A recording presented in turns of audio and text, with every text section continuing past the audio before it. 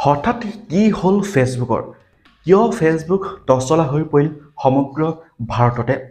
ভাৰতত বন্ধ হ'ল নেকি বেন হ'ল নেকি ফেচবুক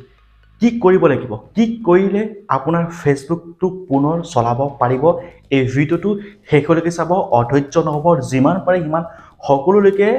ইউটিউবত শ্বেয়াৰ কৰি দিয়ক যাতে এই ভিডিঅ'টোৰ জৰিয়তে সকলোৱে সুবিধা হ'ব পাৰে বৰ্তমান সময়ত ভাৰতৰ লগতে বিশ্বৰ আটাইতকৈ অতি জনপ্ৰিয় ছ'চিয়েল মিডিয়া হৈছে ফেচবুক কিন্তু বৰ্তমান সময়ত কোনেও ফেচবুক চলাব পৰা নাই হঠাৎ বন্ধ হৈ গৈছে ফেচবুক জানিব পৰা মতে টেকনিকেল প্ৰব্লেমৰ বাবে এটা ফেচবুকে এটা বিৰল আপডেট আনিবলৈ গৈ আছে যাৰ বাবে কিছু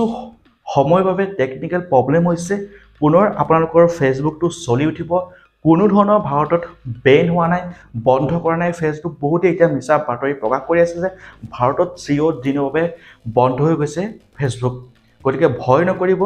আপোনালোকে চিন্তা নকৰিব কিছু সময়ৰ পাছতে পুনৰ আপোনালোকে ফেচবুক চলাব পাৰিব টেকনিকেল প্ৰব্লেম চাৰ্ভাৰ ডাউন হৈ আছে কিয়নো তেওঁলোকে এটা বিৰল আপডেট আনিবলৈ গৈ আছে ফেচবুকৰ জৰিয়তে